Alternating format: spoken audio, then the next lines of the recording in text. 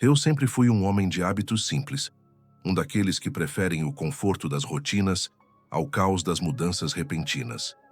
Durante anos, levei uma vida previsível, trabalhando em empregos que exigiam pouco mais do que presença e cortesia, mantendo distância segura das pessoas e dos seus dramas. A solidão era uma escolha, uma forma de proteção contra as decepções que eu já tinha conhecido de perto. O nome Elias não tem nada de extraordinário, e eu também não me esforçava para ser extraordinário. Quando decidi recomeçar, não foi por causa de uma grande revelação ou de um acontecimento cataclísmico, mas porque percebi que estava parado. Trabalhava em um escritório sem janelas, dentro de um prédio sem personalidade, onde os dias eram todos iguais, e a única luz que eu via era a da tela do computador. Certo dia senti que, se não fizesse algo, passaria o resto da vida observando os outros viverem. Então comecei a procurar oportunidades diferentes, empregos que me permitissem sair daquele ciclo. Não demorou para que eu me deparasse com um anúncio peculiar. O Museu de Cera de Blackwood estava procurando alguém para trabalhar à noite. Não exigiam experiência, apenas comprometimento e respeito a um conjunto de regras que, segundo o anúncio, eram especiais. O Museu de Cera de Blackwood tinha fama de ser uma atração turística estranha na periferia da cidade. Um lugar que muitos moradores evitavam, não por medo, mas por desconforto. Um prédio antigo, de arquitetura rebuscada, com jardins mal cuidados e uma torre com um relógio que nunca marcava a hora certa. Por fora, parecia abandonado. Por dentro, dizem, abrigava figuras de cera tão realistas que alguns visitantes tinham certeza de que eram pessoas de verdade. A vaga oferecida era para vigiar o museu durante a noite e garantir que a segurança estivesse intacta. O salário era modesto, mas suficiente. O detalhe que mais me chamou a atenção foi o conjunto de regras. O anúncio dizia que havia regras a serem seguidas à risca, regras que eram diferentes do habitual e que poderiam assustar quem não estivesse preparado. Isso, somado à solidão do turno noturno, fez com que poucas pessoas se candidatassem. Na minha cabeça, era a oportunidade de ter um emprego tranquilo e, de quebra, satisfazer minha curiosidade. Eu me inscrevi e fui chamado para uma entrevista no dia seguinte. Quando cheguei ao museu, fui recebido por um homem baixo e magro, chamado Sr. Watkins. Ele era o tipo de pessoa que fala tudo com um sorriso cortês e mantém a mesma expressão mesmo quando o assunto é desagradável. Conduziu-me pelo saguão principal, iluminado apenas por algumas lâmpadas incandescentes, penduradas no teto alto. O lugar tinha uma atmosfera carregada. O cheiro de cera quente e de madeira antiga se misturava a um perfume adocicado, como de flores que ninguém conseguia localizar. O som dos meus passos ecoava, reverberando num espaço que parecia maior do que eu conseguia ver. Watkins me explicou rapidamente quais seriam minhas funções: rondar os corredores, garantir que as portas estivessem fechadas, verificar se os sistemas de incêndio e de alarme estavam funcionando e, principalmente, seguir as regras. Disse que elas me seriam entregues ao final do dia e que era absolutamente necessário que eu lesse e memorizasse cada uma, porque a segurança do museu e a minha própria dependiam disso. Ele falava de um modo que me deixou inquieto, mas era tarde demais para recuar. Se eu tivesse uma centelha de bom senso, talvez tivesse dito não naquela hora. Mas a vontade de recomeçar e a curiosidade me empurraram adiante. Assinei os papéis, passei por um pequeno treinamento e fui apresentado ao pessoal da manutenção que trabalhava em horários semelhantes. Eram apenas 3 pessoas, todas mais velhas do que eu, com olhares cansados e nada dispostas a conversar. Naquela noite, terminei meu turno e voltei para casa com uma pasta marrom contendo um manual e algumas chaves. O manual, disse Watkins, tinha as tais regras. Chegando ao meu apartamento, sentei-me à mesa e abri a pasta. Dentro, havia um maço de folhas amareladas encadernadas por um cordão de couro.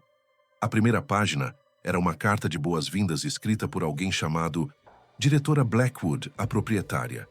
Ela dizia que o museu era mais do que uma coleção de obras de arte. Era um lugar com história e responsabilidades. Pediam discrição, respeito e comprometimento. Em seguida, vinham as regras propriamente ditas. Eram 5. cada uma numerada, explicada de forma estranha e com um tom de urgência que me causou arrepios. Li e reli várias vezes. Eram regras bizarras, nada parecidas com o que eu esperava. Não faziam sentido lógico, pelo menos não naquele momento. Na mesma hora pensei em ligar para o Sr. Watkins e desistir, mas a sensação de que aquilo era importante de alguma forma me impediu. Se me pagavam para seguir instruções, era o que eu faria. Guardei o manual. Tomei um banho, deitei e tentei dormir. Mas os olhos daquelas figuras no saguão principal não saíam da minha mente. Eu já sabia que aquelas regras iriam me assombrar antes mesmo de começarem a operar.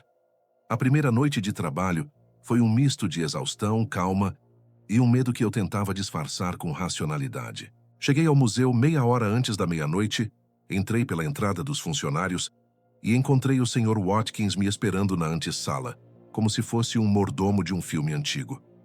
Ele me entregou um molho de chaves e um walkie-talkie. Perguntou se eu havia lido o manual. Respondi que sim. Ele não perguntou mais nada, apenas me desejou boa sorte e desapareceu para a administração. Eu estava sozinho. A partir dali, era como se o museu me engolisse. O silêncio era absoluto. Mesmo na rua, o trânsito sumia após certo horário, e tudo ao redor do museu parecia dormir. Dei a volta pelas primeiras salas, apenas para me familiarizar com o espaço. As figuras de cera eram meticulosamente feitas. Cada uma tinha olhos vidrados, expressões congeladas, vestidas de maneira que me fez pensar no quão pacientemente haviam sido confeccionadas. Eram representações de nobres, de artistas, de pessoas comuns. Às vezes parecia que alguns de seus olhos me seguiam, mas eu me obriguei a aceitar que era apenas sugestão da luz refletindo na cera. A primeira regra que me foi dada dizia o seguinte: ao iniciar seu turno à meia-noite, acenda a lanterna vermelha no corredor principal e percorra todos os corredores cumprimentando as figuras. Faça contato visual com cada uma e diga boa noite pelo nome indicado na placa. Não omita ninguém. Esta é a sua apresentação. Ler isso me causou uma espécie de riso nervoso na primeira vez, mas quando chegou o momento, segui à risca. Peguei a lanterna vermelha, ajustei seu facho e caminhei pelos corredores, parando em frente de cada figura, erguendo a luz para iluminá-la e dizendo boa noite, senhor tal, ou boa noite, senhora X. Isso durou quase 1 hora. Ao final, eu estava exausto e parcialmente envergonhado comigo mesmo. O ato de falar com bonecos de cera parecia absurdo, mas uma voz dentro de mim dizia que eu não deveria negligenciar nada.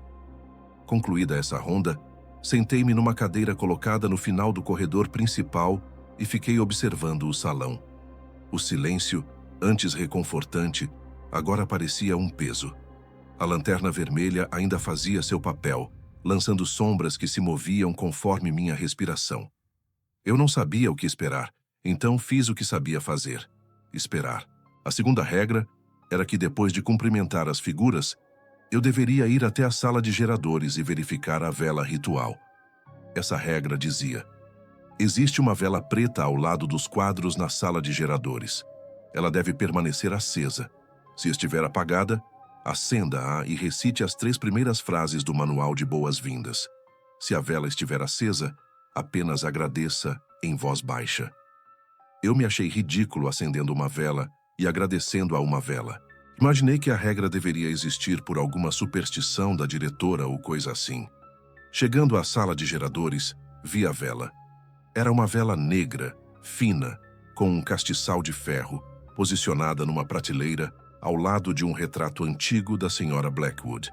A chama estava acesa. Mesmo assim, sussurrei um "obrigado por hoje", porque a instrução dizia para agradecer em voz baixa. Ri de mim mesmo, mas ao voltar para o saguão, notei que o cheiro de cera e madeira tinha diminuído um pouco. Parecia mais fresco, como se alguma coisa estivesse satisfeita. O turno correu sem incidentes até quase 3 da manhã. Eu já estava quase relaxando, me acostumando com a ideia de que, talvez, nada acontecesse além do desconforto, quando ouvi um som. Foi um arrastar de algo pesado vindo da sala de cera dos personagens históricos. Congelado, lembrei-me da terceira regra. Ela dizia: Se ouvir arrastar, lamento, sussurros ou passos que não sejam os seus entre 1 e 3 da manhã, não vá investigar. Retorne ao corredor principal. Sente-se e espere. As manifestações que ocorrem nesses horários são mantidas pela vela, e sua interferência pode ser entendida como um convite. Lembrando-me disso, senti minha mente se dividir. Uma parte de mim queria ir ver o que era. A outra, dominada pelo medo e pela lógica, insistia que seguir as regras era a única coisa sensata. Voltei para a cadeira no corredor principal e fiquei sentado, segurando a lanterna apagada. O som do arrastar continuou por algum tempo. Depois cessou. A sala permaneceu em silêncio. Eu conseguia ouvir meu coração batendo forte. Era a primeira vez em muito tempo que eu sentia medo verdadeiro. Do lado de fora, tudo estava quieto. Não havia nenhuma ajuda além das regras. Mais tarde, quando o relógio marcava 3:30 da manhã, senti uma mudança no ar. Uma brisa gelada passou por mim. Lembrei-me da quarta regra que dizia: entre 3 e 4 da manhã, não olhe para os espelhos do museu. Se precisar passar perto deles, caminhe com a cabeça baixa. Se vir algo no reflexo ou ouvir seu nome, não responda.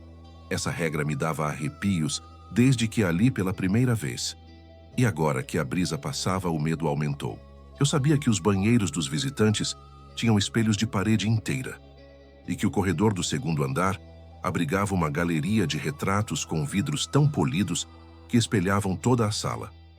Eu não tinha intenção de ir lá, mas como ignorar a sensação de que havia olhos nas costas da minha cabeça? De repente, do primeiro andar, vindo da área das oficinas, ouvi meu nome. Não era um sussurro, era uma voz clara e feminina. Me chamou como se me conhecesse. Elias! A voz tinha uma entonação estranha, como se testasse a palavra com o paladar. Eu sabia o que deveria fazer. Olhei para baixo, respirei fundo e permaneci imóvel. A voz repetiu meu nome, dessa vez um pouco mais próxima. Eu sentia a presença parada atrás de mim. Ela se afastou depois de alguns segundos e desapareceu. Eu não respondi. Quando olhei meu relógio e vi que faltavam apenas 15 minutos para as 4, pensei que se aquilo acontecia toda noite, eu teria que ser muito forte para não enlouquecer. E esse era apenas meu primeiro turno. A quinta regra era a que mais me perturbava. Ela dizia: se alguém bater na porta principal depois das 4 da manhã, não abra. Se alguém pedir para entrar, dizendo que se perdeu ou que precisa de ajuda, responda que o museu não abre durante a noite. Se insistirem, acenda a lanterna vermelha, mantenha a porta fechada e comece a rezar a terceira oração do manual. Eu nunca fui de rezar. Não acreditava que orações fariam diferença na minha vida. Mas rezar para uma porta, ou para qualquer coisa que fosse, seguindo um manual, parecia ainda mais irracional. Ainda assim, quando deu 5 da manhã e ouvi batidas na porta, tive que engolir meu orgulho. Eram batidas tímidas, como se uma criança estivesse lá fora. E uma voz chorosa dizia que estava perdida. Eu sabia que ninguém comum estaria perdido naquele horário. O museu ficava isolado. Qualquer pessoa sã buscaria um hotel, não um museu de cera no meio do nada. Ignorei as batidas. A voz chamou meu nome uma vez, depois se calou. Algo arranhou a madeira, como se unhas compridas tentassem encontrar uma fresta. Segurei a lanterna vermelha com tanta força que meus dedos doeram. Assim que a arranhadura cessou, voltei para o corredor principal. As batidas não se repetiram, mas o medo ficou. Tinha concluído meu primeiro turno. Ao amanhecer, o Sr. Watkins apareceu sorrindo, como se nada houvesse acontecido. Perguntou se estava tudo bem e eu disse que sim, omiti todos os acontecimentos. Ele não perguntou se eu havia seguido as regras. Talvez soubesse que qualquer um que desrespeitasse não voltaria. Nas semanas seguintes, a rotina se instalou. Lá reli as regras todo dia antes de ir para o trabalho, como quem lê um juramento. Acendi a lanterna vermelha, às primeiras horas do turno, cumprimentando cada figura de cera pelo nome, como se houvesse algo genuinamente humano nelas. Verifiquei a vela negra na sala de geradores, recitando aquelas frases absurdas do manual de boas-vindas. Não investiguei barulhos estranhos entre 1 e 3 da manhã. Evitei os espelhos à madrugada. Mantive a porta principal trancada, ignorando batidas e choros. A familiaridade com as regras não diminuía o medo, apenas o adiava.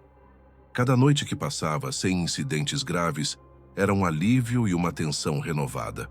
Eu sabia que a qualquer momento alguma coisa poderia ocorrer, algo que me colocasse em conflito entre a curiosidade e a sobrevivência. A sensação de estar sempre à beira de algo desconhecido deixou meu sono leve e meus nervos em constante alerta. Durante o dia eu dormia poucas horas e passava o resto do tempo olhando pela janela do meu apartamento, observando as pessoas na rua, lembrando-me de que havia um mundo fora daquela rotina de terror silencioso. Nas 2 semanas seguintes, as coisas começaram a mudar. Na terceira semana, alguém desapareceu no turno do dia. Foi um fato que não me disseram diretamente. Ouvi boatos pelos corredores e captei palavras ansiosas na conversa dos funcionários. Diziam que um eletricista, contratado para reparar fiações antigas, entrou numa ala do museu e não saiu. O fato estava sendo investigado discretamente, como tudo ali dentro. Ninguém me explicou nada. Apenas notei que a figura de cera que ficava no final do corredor dos artistas, uma mulher trajada de cetim verde, havia sido deslocada para uma sala fechada. Nunca soube se havia relação entre uma coisa e outra. Também soube que a diretora Blackwood, que raramente aparecia pessoalmente, tinha vindo ao museu naquela tarde. Diziam que ela carregava uma pequena caixa de madeira e que sumira na ala antiga, onde apenas funcionários autorizados poderiam entrar. A ansiedade na equipe cresceu. Alguns começaram a pedir demissão. Outro simplesmente não apareceu para o turno. Ele era um homem com mais de 60 anos, segundo o Sr. Watkins, e trabalhara ali décadas. Quando perguntei, Watkins disse apenas que o museu cuidaria dele. Essas pequenas informações me deixaram inquieto. Comecei a considerar que havia algo mais profundo do que bonecos de cera naquele lugar. Os horrores intensificaram-se no meu 5º turno. Eu seguia as regras com ainda mais rigor, como se elas fossem cordas que me impedissem de cair no abismo. Naquela noite, quando acendi a lanterna vermelha e comecei a ronda, notei que uma das figuras tinha a cabeça virada mais do que o normal. Era um homem representado como um cientista do século XVIII, com olhos marcados por rugas e uma peruca branca. Seu rosto costumava estar inclinado levemente, olhando para baixo. Mas naquela noite, ele parecia olhar diretamente para mim. Isso era proibido. As regras diziam para fazer contato visual, mas eu me mantinha sempre um tanto distante. Ajeitei a placa com o nome dele, toquei sua manga de cera e sussurrei: "Boa noite, Dr. Reynolds." A luz da lanterna tremia. O mesmo arrastar de antes se repetiu, só que mais forte, e o barulho pareceu passar exatamente atrás de mim. Uma voz masculina, grossa, disse "Ei" ao meu ouvido. Eu não virei. Não precisava olhar. Depois de alguns segundos, a voz repetiu "Ei" com mais raiva. Permaneci imóvel. Senti um toque gelado na nuca. Respirei fundo e permaneci imóvel. O toque desapareceu e o barulho de arrastar foi ficando mais distante. Nessa noite, a regra 3 ganhou um novo peso dentro de mim. Ela não era apenas uma instrução estranha. Era a linha tênue entre viver e ser tomado por aquele lugar. Os espelhos se tornaram meu maior terror. O museu tinha vários. Havia um corredor espelhado perto da sala das noivas de cera, onde as vitrines de vidro foram decoradas com flores e véus antigos. As regras diziam para não olhar, e isso incluía a superfície do vidro das vitrines. Eu seguia firmemente, mas uma noite, por descuido, meus olhos se desviaram para o reflexo de um dos lustres de cristal pendentes sobre a cabeça de uma figura. Nesse momento, por uma fração de segundo, vi algo se mover no reflexo. Uma figura borrada que não combinava com nada na sala. Parecia uma pessoa vestindo roupas escuras, mas sem rosto definido. Quando olhei diretamente, nada estava lá. Meu coração disparou. Continuei andando com a cabeça baixa, mas em cada superfície brilhante, eu via algo se mover na minha visão periférica. Lembrei-me do que estava escrito nas regras. Se visse algo no reflexo, ignore. Eu estava cada vez mais convencido de que não ver era uma bênção. Conseguir ignorar o que nos aterrorizava era a habilidade mais importante naquele lugar.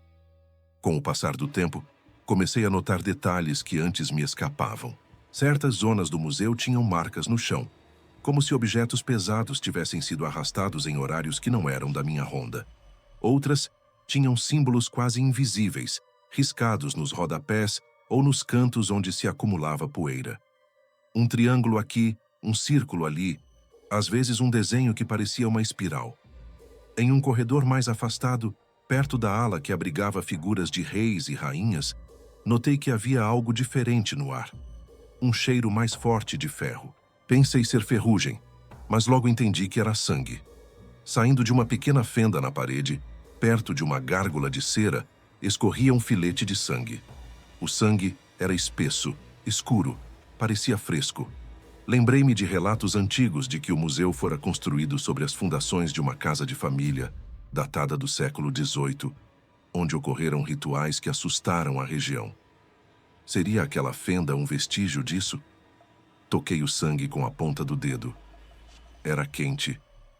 Meus pensamentos se embaralharam. Aproximei a lanterna, mas o filete recuou como se fosse um animal com vida própria, retraindo-se para a pedra. A regra não dizia nada sobre isso, mas eu senti que era algo que eu não devia investigar. Deixei o local e voltei para o corredor principal. Nessa altura, comecei a sentir que as 5 regras, por mais estranhas que fossem, não eram suficientes. Elas eram instruções, mas o museu tinha mais nuances do que estava escrito. Algumas coisas eu teria que aprender sozinho. Foi apenas no 10º turno que algo aconteceu com a vela negra. Eu estava cansado, com as pálpebras pesadas, andando rumo à sala de geradores para fazer minha verificação. Ao chegar, notei que a chama estava quase se apagando. Estava um fio de fogo, oscilando. Lembrei-me do que dizia a regra. Se a chama estiver apagada, acenda e recite as 3 primeiras frases do manual de boas-vindas. Corri até ela e tentei reacender com meu isqueiro. A chama se recusava a permanecer. Então abri o manual e li em voz alta e trêmula as frases. Que a noite seja calma e as figuras permaneçam no lugar. Que o visitante encontre o que procura. Que o guardião cumpra seu papel. Quando terminei, a chama estabilizou. Um cheiro de incenso preencheu a sala. O retrato da diretora parecia me encarar com os olhos mais vívidos do que antes. De repente, um som alto, como um baque seco, veio das entranhas do prédio. Senti o chão vibrar. Corri de volta ao corredor principal meio atordoado, mas não vi nada fora do lugar. O silêncio voltou, mas agora parecia fingido. Havia uma tensão invisível. Eu tinha a impressão de que o museu estava esperando alguma coisa. Foi na noite seguinte que um colega sumiu. Seu nome era Carlito. Era o homem mais reservado que eu já conheci. Era o tipo que seguia as regras sem questionar. No entanto, naquela noite, ele desapareceu. Ele estava responsável pela ronda em outra área, mas nunca mais foi visto. Na manhã seguinte, seu walkie-talkie foi encontrado perto da sala das figuras infantis, desligado e com manchas de sangue na antena. A equipe de busca, composta por funcionários que não eram da minha área, vasculhou todo o museu durante o dia. Nenhum sinal dele. Dizem que a polícia foi avisada, mas nunca recebi confirmações. Alguém me disse que a diretora havia chamado pessoas de confiança para lidar com a situação. Uma semana depois, todos voltaram às rotinas. Carlito foi substituído por uma jovem chamada Arlette, que o Sr. Watkins apresentou sem maiores explicações. Ela recebeu o manual e as chaves. Eu avisei a ela sobre a fenda de sangue, sobre o arrastar e as vozes. Arlette me ouviu com respeito. Eu queria dizer mais, mas não sabia se seria útil. Quando ela perguntou sobre Carlito, apenas balancei a cabeça e disse: siga as regras. É a única coisa que eu posso te dizer. Quanto mais tempo eu trabalhava naquele museu, mais a linha entre realidade e pesadelo se desfazia. A segunda regra, aquela da vela, passou a ter novas camadas de significado. Depois do sumiço de Carlito, percebi que, em algumas noites, a vela parecia mais comprida do que o normal, como se tivesse sido trocada. O castiçal, às vezes, tinha arranhões que eu jurava não estar ali na noite anterior. Por medo, não contei a ninguém. A quarta regra de não olhar espelhos me assombrou de maneiras inesperadas. Em certa ocasião, cometi o erro de olhar para a tampa metálica de um relógio de bolso que havia sido deixado sobre a mesa de entrada. Era polido, como um espelho. No reflexo, vi minha própria face, e atrás de mim, a figura de uma mulher usando um vestido de noiva antigo, com véu manchado, pálida, com olhos vazios. Ela estava ao meu lado, mas quando virei a cabeça, não havia nada. Respirei fundo, fechei o relógio e o coloquei em uma gaveta. Essa foi a única vez que vi algo com tanta nitidez. Sempre que isso acontecia, ouvia um zumbido nos ouvidos, como se uma frequência alta ecoasse, exigindo atenção. Aprendi a não dar ouvidos. A luta diária era entre minha curiosidade, que me fazia querer saber mais, e meu instinto de sobrevivência, que me fazia obedecer cegamente às regras. Na 15ª noite, os batimentos na porta mudaram. Em vez de batidas, foram arranhões incessantes. Estavam acompanhados de sussurros em línguas que eu não reconhecia. Pareciam uma mistura de latim com palavras cortadas. Em um momento, ouvi meu nome pronunciado com precisão. Não era a mesma voz de antes. Era mais grave. O som me paralisou. Respirei lentamente, lembrando que a regra dizia para não responder. Um golpe mais forte sacudiu a porta, e eu ouvi a madeira cedendo um pouco. Levantei e segurei a maçaneta com força, na esperança de reforçar a tranca. Então, de repente, tudo cessou. Um silêncio absoluto tomou conta. Nessa noite, eu não voltei para a cadeira. Fiquei sentado no chão, encostado à porta, segurando a lanterna vermelha como se fosse um crucifixo. Não sabia se estava exagerando ou se aquela era a única defesa possível. As batidas nunca se repetiram daquela forma, mas deixaram cicatrizes na madeira que nunca fui capaz de explicar a ninguém. Um mês inteiro se passou. Ao longo do tempo, notei que algumas figuras mudavam de lugar no salão principal. No início, achei que fosse impressão minha, mas anotava mentalmente onde cada uma ficava. Em uma terça-feira, notei que o fazendeiro de cera, que ficava perto da saída para a loja de souvenirs, estava a meio metro do local de sempre. No dia seguinte, a rainha Elizabeth de cera tinha virado a cabeça mais para a direita. Eu não ousava tocar nessas figuras, mas com o tempo percebi que algumas trocavam de posição umas com as outras. Esse tipo de mudança não seguia um padrão. Às vezes, acontecia depois que eu cumpria a regra 1. Às vezes, acontecia durante o intervalo em que eu ia à sala de geradores. Em uma noite, a garota com o vestido azul estava deitada no chão, como se tivesse caído. Comecei a considerar que talvez o museu tivesse alguém ou algo nos bastidores, alguém que movesse as figuras. Tentei falar com o Sr. Watkins sobre isso. Ele me olhou com aquele sorriso impenetrável e disse: "O museu é antigo, Sr. Elias. Ele se ajusta, faz parte dele." Uma noite, senti dor de cabeça forte. O barulho de arrastar, antes um simples som, agora vinha acompanhado de eco e dor no meu crânio. Segurei a cabeça, fechei os olhos e me concentrei em respirar devagar. Quando finalmente passou, senti algo quente escorrer do meu nariz. Sangue. Fiquei com medo de estar adoecendo. Eu me aproximei de uma das figuras e pedi desculpas, como se elas tivessem algum tipo de autoridade. Nesse momento, ouvi o ruído de passos atrás de mim. Não virei. Era uma respiração ofegante. Meu nome foi pronunciado por uma voz rouca. Elias. E então senti algo tocar meu ombro. Um toque pesado, como de uma mão sem carne. Naquele instante, a regra 1 me veio à mente. Olhe cada figura nos olhos. Eu me virei rapidamente, sem pensar, e encarei a figura que estava atrás de mim. Era uma estátua que eu nunca tinha visto antes. Um homem em ruínas, com a pele descascando e olhos vazios. Seus lábios estavam entreabertos, como se as palavras tivessem saído dele. Aconteceu tudo em segundos. A figura ficou completamente imóvel novamente, e percebi que o toque havia sumido. Corri para a sala de geradores, verifiquei a vela negra, sussurrei a frase do manual e me acalmei o máximo possível. Foi nessa noite que comecei a duvidar não das regras, mas da minha capacidade de mantê-las. O museu não apenas testava minha disciplina, ele forçava meus limites.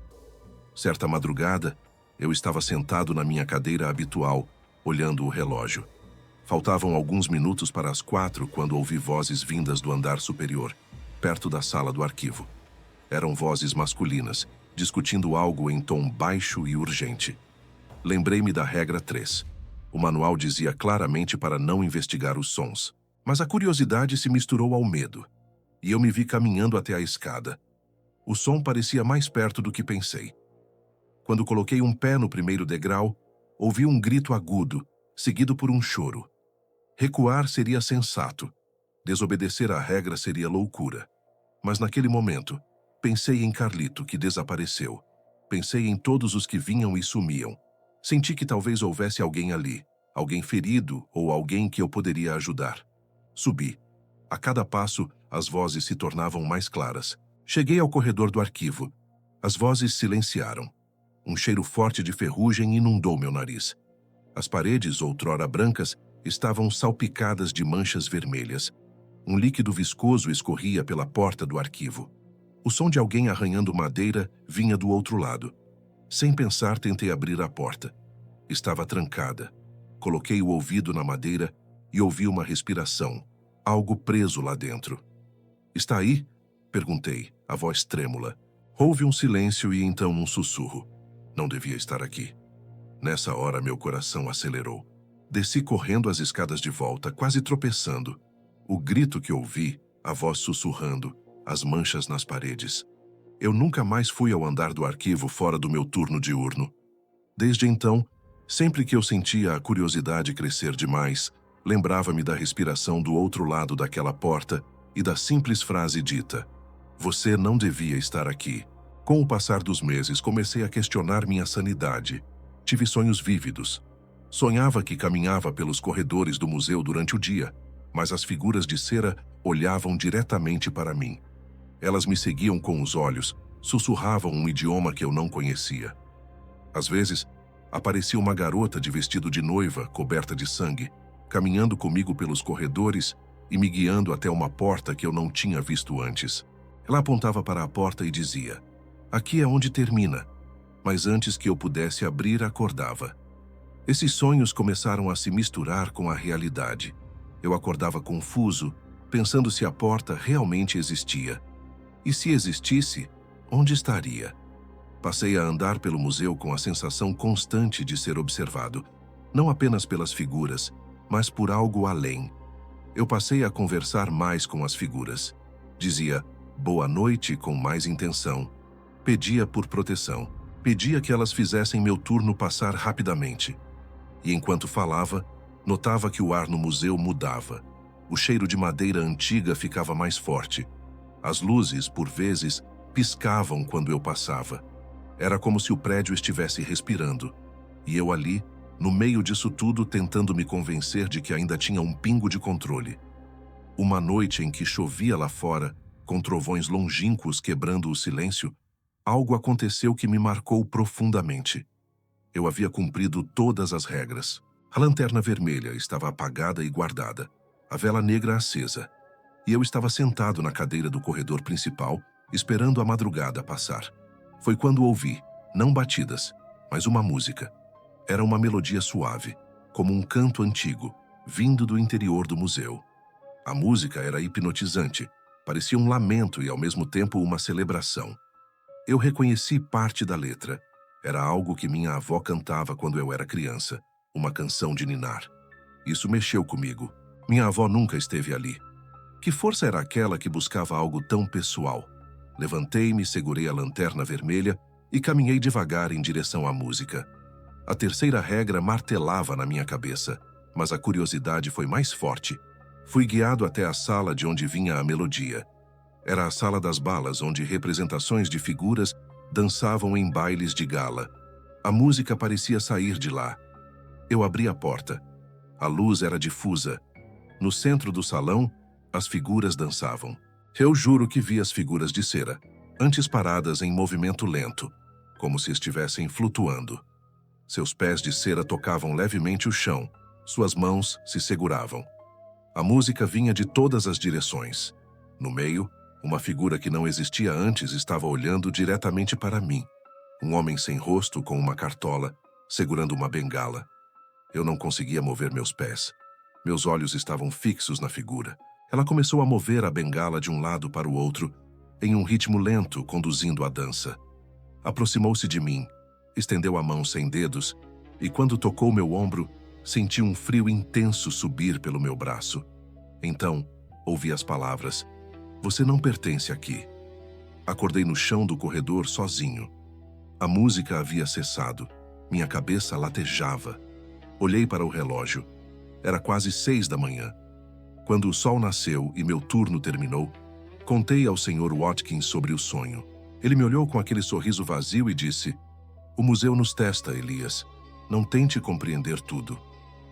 Houve uma noite, no meio de uma rodada, que notei algo mexendo-se nas sombras. Não um arrastar ou um sussurro, mas um movimento claro, como uma figura correndo entre as vitrines. Meu coração pulou e minhas mãos suaram. Eu me preparei para gritar, mas uma parte de mim sabia que não poderia fazer barulho. A luz do corredor piscou e, por um momento, eu vi. Era um homem pálido como cera, vestindo um traje antigo, olhar vazio e fixo. Ele corria, mas não parecia fugir. Seus movimentos eram suaves, como se flutuasse, e então se perdeu entre as sombras. Tentei seguir, mas ele sumiu. Voltei para a cadeira, ofegante. O relógio marcava 2h15. Respirei fundo, tentando controlar o terror. Então, ouvi um sussurro no meu ouvido. Eles também obedecem às regras. Voltei o olhar para a figura mais próxima de mim. Era uma mulher com um leque. Sua cabeça estava ligeiramente inclinada. Tive a impressão de que ela sorria. Nesse momento, entendi. Não éramos apenas nós, os vivos, que seguíamos as regras. Eles, as figuras, ou o que quer que fosse que se manifestava nelas, também tinham suas próprias restrições. Eu, na minha limitação humana, estava dentro de um jogo maior. Esse pensamento me deu um pouco de conforto e muito medo. Eu fazia parte de algo organizado, ritualístico, antigo, e as regras eram os limites desse mundo. Numa noite de inverno, quando o vento soprava forte e trazia com ele folhas secas que batiam contra as janelas do museu, comecei a sentir um mal-estar físico. Meu estômago embrulhou. Tive a sensação de que precisava vomitar. Porém, ao mesmo tempo, sentia uma vontade compulsiva de caminhar até a área dos fundos, onde ficava uma porta trancada. Eu sabia que não deveria ir até lá. Não havia nenhuma regra que mencionasse especificamente aquela porta, mas eu sempre a evitava. Fui caminhando devagar, segurando o próprio corpo, enquanto o mal-estar aumentava. Ao chegar perto da porta, vi que havia algo escrito na madeira. Nunca tinha visto palavras ali antes. Estavam riscadas, em letras tortas, como se tivessem sido feitas com unhas. Dizia: "Não abra, elas dormem." Minha mão quase tocou a maçaneta por reflexo. O mal-estar se intensificou. Ouvi um som vindo do outro lado, como respirações profundas. Engoli em seco. Recuei. Eu não sabia quem ou o que dormia ali, e não queria ser o responsável por acordá-las. Passei a evitar ainda mais aquela parte do museu. Foi quando compreendi que havia outras regras, não escritas, que eu precisava decifrar sozinho. A experiência naquele museu era um teste constante, não só de coragem, mas de resistência à curiosidade. Quanto mais você queria entender, mais próximo do desconhecido você chegava. E o desconhecido ali não era uma metáfora. Era físico, era sensorial, era antigo. Meses passaram. Percebi que começava a falar sozinho, a narrar meu próprio turno, talvez por hábito, talvez por necessidade de ouvir uma voz. Eu me ouvia pedindo para que as figuras fossem gentis, agradecendo por me permitirem sair vivo mais uma vez. Em uma noite particularmente longa, comecei a murmurar a letra de uma música de infância, apenas para quebrar o silêncio. Não havia eco. Era como se minhas palavras fossem absorvidas pelo ar. Senti o museu respirar de volta. A sensação de ser observado se intensificou. Em certo momento, Comecei a achar que as regras não eram apenas instruções. Eram uma forma de contrato. Ao seguir as regras, eu mantinha meu lado do acordo. Em troca, aquela entidade ou aquelas entidades mantinham-se no seu lugar. A quebra do contrato traria consequências. Tive a impressão de que minha vida naquele momento era uma corda esticada entre o mundo real e o museu. Um passo em falso, e eu cairia em abismos que não sabia existir. Foi num fim de semana que algo aconteceu que alterou a dinâmica do museu. Uma nova exposição chegaria. Não era comum mudanças, e eu não soube até a manhã de sábado, quando vi caixas grandes sendo descarregadas. Figuras novas de cera. O Sr. Watkins estava supervisionando tudo com olhares meticulosos. Eu perguntei o que eram. Ele respondeu apenas: peças especiais. Naquela noite, enquanto cumprimentava as figuras como sempre, percebi uma diferença. Havia uma nova figura na ala dos artistas. Um homem alto com barba esculpida, chapéu de abas largas, uma bengala e um colete listrado. A placa dizia ilusionista. Seus olhos de vidro eram intensos e pareciam me acompanhar quando passei. Senti um arrepio. Quando dei boa noite, tive a impressão de que ele inclinou a cabeça imperceptivelmente. Minha mente poderia estar pregando peças, mas parecia real. A regra 1 dizia para fazer contato visual e falar seu nome. E eu fiz. Depois, quando fui à sala de geradores, a vela negra estava acesa, mas o retrato da diretora parecia mais desgastado. As cores estavam mais desbotadas. Algo havia mudado. Nessa noite, enquanto eu estava sentado na minha cadeira, ouvi uma conversa. Alguém falava sobre contratos e sacrifícios, mas eu era o único ali. Em seguida, senti uma mão em meu ombro. Não vi nada. Apenas senti uma pressão e ouvi a frase: ele não devia estar aqui. Aquilo me marcou profundamente. Perguntei-me se falavam de mim ou do novo ilusionista. Minha mente, esgotada, imaginou várias cenas. A cada novo turno eu estava mais exausto e menos racional. Dormia mal, sonhava com o museu, acordava suado. O espaço entre a realidade e o pesadelo se estreitava. Eu me sentia preso em 2 mundos. Os meses passaram, anos passaram. Outros colegas foram embora, uns à força, outros por escolha. Nenhum deles voltou para contar. Eu permaneci. A solidão se tornou uma companhia constante. Eu sabia que minha vida estava se tornando o museu. Amigos distantes pararam de ligar. Minha família parou de perguntar por que eu nunca saía de férias. A vida lá fora se tornou um eco distante. Aos poucos percebi que o museu nunca seria apenas um emprego temporário. Ele estava me moldando. Eu estava me tornando parte dele. As figuras de cera pareciam envelhecer comigo, e eu comecei a notar novas rugas no meu rosto, refletidas brevemente nas vitrines que eu evitava. Às vezes, quando chegava em casa, sentia o cheiro de cera. Em outras, via sombras passando pela minha sala. Com o tempo, comecei a entender que havia um preço para manter as regras. O museu era um organismo que se alimentava de presença. Eu era parte desse ciclo. O momento decisivo, no entanto, aconteceu numa noite de outono, quando a chuva caía incessantemente e as calçadas de Blackwood estavam cobertas de folhas. Eu estava cumprindo a regra 1, caminhando pelos corredores, e quando me aproximei da figura do ilusionista, notei que algo pendia de seus dedos. Era um pedaço de papel, como se fosse para mim. Hesitei. Pela primeira vez em muito tempo, considerei deliberadamente quebrar uma regra não escrita. Não toque nas figuras. As regras literais não mencionavam isso, mas eu sabia que existia essa fronteira. Contudo, minha curiosidade venceu. Peguei o papel. Era um bilhete escrito à mão com tinta escura. A caligrafia era elegante e antiga. Dizia: quando a última vela se apagar, não restará escolha. Fiquei imóvel, lendo e relendo. A vela negra que eu verificava todos os dias. Será que um dia se apagaria sem acender? O que aconteceria? O museu ficaria em completa escuridão. Eu devolvi o bilhete discretamente, enfiando-o no bolso do ilusionista. Voltei à sala de geradores. A vela estava acesa.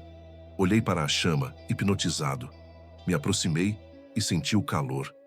Imaginei o que aconteceria se soprasse. Senti o ímpeto de apagar. Quase fiz. Quase, porque ainda tinha medo. O medo me salvou. Ele, até ali, tinha sido meu guia.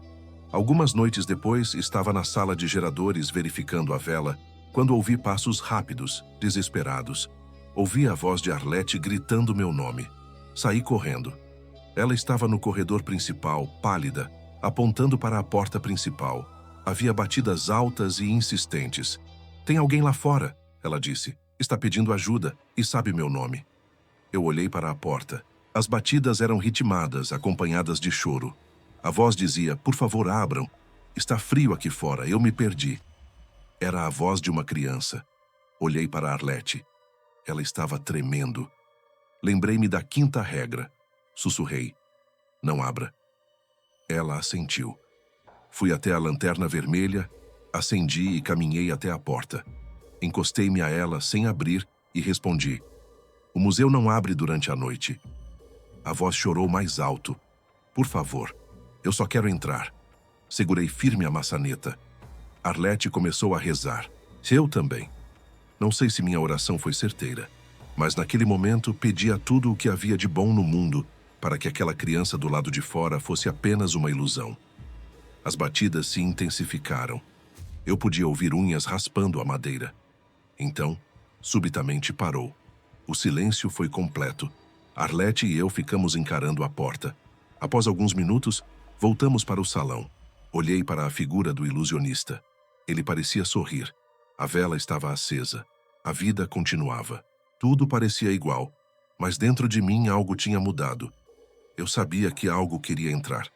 E sabia que, de alguma forma, precisava mantê-lo do lado de fora. Era a única coisa que ainda fazia sentido. Pouco depois desse episódio, Watkins me chamou para uma conversa. Ele não fez rodeios. Disse que meu contrato estava prestes a vencer e que a diretora estava satisfeita com meu trabalho. Perguntou se eu queria renovar. Eu olhei para ele, para seu sorriso falso, e pensei em tudo o que tinha experimentado. A resposta deveria ser não. Eu deveria dizer que preferia minha sanidade, minha vida lá fora. Mas minha boca disse sim, porque no fundo, eu sabia que já pertencia ao museu. Que cada figura que eu cumprimentava à noite já me conhecia, que as vozes já sabiam meu nome. Eu não era mais apenas Elias, eu era o guardião. Eu era o homem que fazia o contrato ser cumprido. Eu tinha um recomeço, mas não o que imaginava. Descobri que meu recomeço era ficar ali, entre a cera e o sangue, entre as regras e os sussurros, entre a vida e o que quer que estivesse do outro lado da porta principal. O museu nunca ficaria vazio. Talvez um dia, alguém no meu lugar leria o manual e achasse as regras ridículas. Talvez quebrasse alguma ou todas. Talvez não. Eu só sabia que a ilha, o museu, a zona cinzenta, o mar, o que quer que fosse, nunca ficaria vazio. O mal antigo e organizado continuaria, e eu ou outro, ou quem quer que viesse depois, continuaria obedecendo às regras que nos separavam da escuridão total. E isso nunca foi só uma escolha, era uma entrega.